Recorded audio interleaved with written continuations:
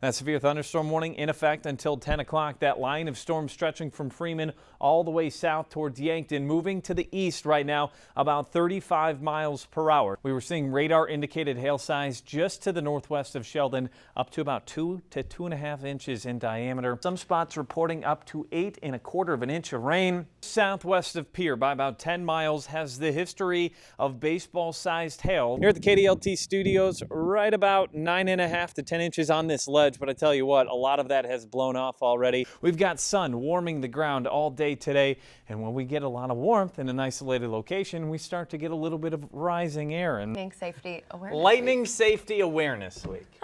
I've been saying it all week. When thunder roars, go indoors. It is warm out here, not really hot summer nights, but we have found a nice hot rod. Game 3 of the Western Conference Finals tonight, an hour away from puck drop. A lot of people starting to show up. He's here. Al Roker has made its way to Sioux Falls, South Dakota. It's his 9th stop of the day already, Al. 18th state so far. How you feeling? Feeling pretty good. I mean, we're just having a great time, meeting a lot of folks coming on out, trying to set the Guinness World Record. And we also want to try to raise money for Feeding America. So we want people to go to today.com/Rokerthon, and they can look at our itinerary, and they can also donate to Feeding America, so that for every $1 donated, we can feed about 11 people. That's awesome. And I'll tell you what, you picked a decent November day to get here. It's a little windy, but this is the 7th day we've had 60 degrees in November, which doesn't happen too often. Here we go. This is the new iPad Pro that we're using to show the forecast. So here we go. Let's bring in Air Rokerthon, and here we go. Boom! So right now for Rapid City, tonight's low 37, same in Pierre. Sioux Falls, nice and balmy, 40 degrees, fair skies, and Aberdeen tonight, 39 and fair as well. Well, thanks for stopping by. We've got a gift here from the Sioux Falls Convention Visitors Bureau. That is lovely. Well, I'll trade you. I've got a Rokerthon flag for you. There you go. All right. Thank you very much. Well, thanks for stopping in. We enjoy having you, and good luck the rest of the way. Thanks so much. Now, your KDLT weather forecast. We talked about this before, but it's amazing how folks in Watertown and Aberdeen, even Brookings, nothing. Del Rapids, about 2 inches of snow. Flandreau, 1/4 of an inch. Even northern parts of Sioux Falls didn't see much. If you got just north of I-90, a couple of inches. But once you get south of the city, we're talking about 1.5 feet in some spots. A very strong storm system here, and the real big deal was the strong band that developed earlier this morning. Very impressive snowfall rates of 2 to 3 inches. I'll tell you what, over a 2-hour span, I had 6 inches fall on my car in southwestern Sioux Falls, and I'm sure there were parts that recorded heavier totals over that time frame. And we're going to continue to see that snow stick around because the cold air, well, it's here for the weekend. The good news, the heavy snow is pushing out of here, so we won't see it flying from the air. It'll just be staying on the ground. But the good news is clear skies off towards the west means things are really clearing. But that means we're in for a cold night tonight. 26 right now in Bismarck, 20 Billings, International Falls, 28 in Sioux Falls, 38 in Chicago. Who's next on the list when it comes to this snowstorm? The high today, 31 degrees, but I don't think anybody really cared about the temperature. They were all worried about how much snow we saw, and pretty sizable totals. The latest report from Harrisburg, 17 inches. Canton, 85th in Minnesota, and Marion also checking in at 16 inches. Marion, that would go down as the second snowiest day all time, not even for the month of November, all time for Marion. Now, Sioux Falls, 7.1 inches at the airport, marks in the top 10 for the snowiest November day. But I tell you what, if that system moved another 3 miles north, we'd be seeing totals like what we had at 61st and Cliff, near 15 inches, which would shatter the record for the snowiest November day in Sioux Falls history. 13.2 inches in Sanborn, Iowa. We've got a complete list on our Facebook and Twitter pages. Head on over there if you're looking for your city, or if you've got a report, send that into us on KDLT Weather on Facebook and Twitter, and we'll try to get that to the Weather Service. 25 right now in Chamberlain, 24 here, and 23 in Watertown. However, these chilly temperatures are even colder when you factor in the wind. 17 right now in Worthington, Watertown 16, 19 degrees in Sioux Falls and Yankton with a wind chill, a chilly 16 in Lake Andes. And the winds aren't even that high. Northeasterly at about 5 to 10 miles per hour. Could see a little bit of drifting, but not like the normal blizzard winds you would see Especially, can you imagine if the wind we had the last couple of days was out there right now?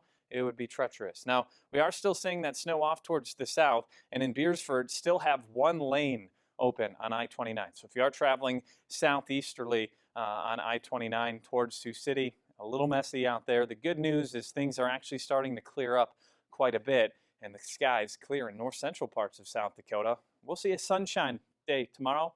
However, it's not going to be warm at all. Now, Futurecast gets rid of this through the overnight. Skies staying sunny tomorrow morning. Could see some snow showers in southwest Minnesota. Not expecting much accumulation there, but it is adding insult to injury. And then clear skies again on Sunday, a little bit more warmth. Now, winter storm warnings remain in effect for the pink until 9 o'clock this evening. Winter weather advisories for those in the purple. Those will start to decrease as we head on into the overnight as that snow continues to push out of here. But boy, it's going to be a chilly one out there tonight. An extra blanket on the bed, 12 degrees in Sioux Falls, Worthington, and Spencer for your Saturday morning. So you're going to have wind chills in the single digits at times tomorrow. Definitely a parka day. Megan's probably not even going to go outside. 28 Brookings and Watertown, 31 Chamberlain and Mitchell, 28 in Yankton. So that snowfall going to lead to some very chilly highs tomorrow because it's going to be bright out. I say bright because the sun's going to reflect right off of that bright snow. A sunglasses day tomorrow. Now the rest of the week a little warmer, so we'll have a little bit of snow melt. Wednesday though, rain pushes in. Could see some freezing rain overnight into Thursday, Thanksgiving Day, a little snowy. It seems odd to be talking about rain after what we just went through. Yeah, and if this snow sticks around, we could have layers of Yeah. stuff, and that gets a little messy. Thanks, Brandon.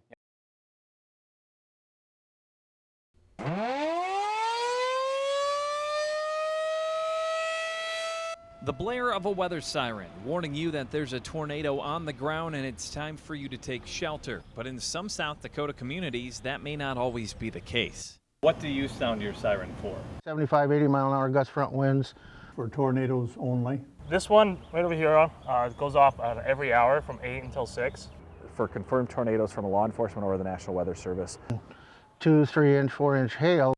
Heavy, dense concentrations of smoke plumes. And the list goes on. After reaching out to emergency managers across the state of South Dakota, I found that there were more than a dozen different protocols on when to activate a siren, ranging from tornadoes to fire or even when it's time to eat dinner. Each color on this map is indicative of a different protocol on when to sound the alarm, and in most places there isn't even a set policy on when to actually test the sirens. By looking at that map, what does that make you feel like? Not good. I'm really surprised at what you found there. With different meanings and protocols from county to county and in some circumstances city to city, how does someone visiting from out of town know what the siren means when it goes off? Theoretically, you don't. And that's why we wanted to come up with some kind of common siren policy. The community and the county that they're coming from may have a different policy. And so the more we can standardize it, the more we avoid the mixed messages. Weather sirens like these are put in place to help warn the public of imminent weather danger, but inconsistencies on when to sound the sirens has some calling for change.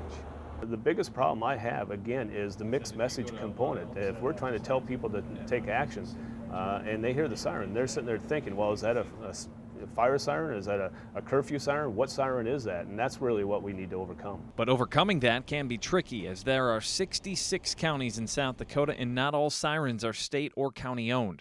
Get each county or each community to adopt that with us would be very difficult. Varying meanings for each siren may not only cause confusion, but also ignorance. In May of 2011, the deadliest tornado in more than 50 years touched down in Joplin, Missouri, killing 159 people and injuring more than 1,000. Survivors of the storm said people disregarded the sirens because they said they were sounded too frequently in tests or in storms that didn't result in severe weather. I didn't pay attention to the siren because it goes off too much.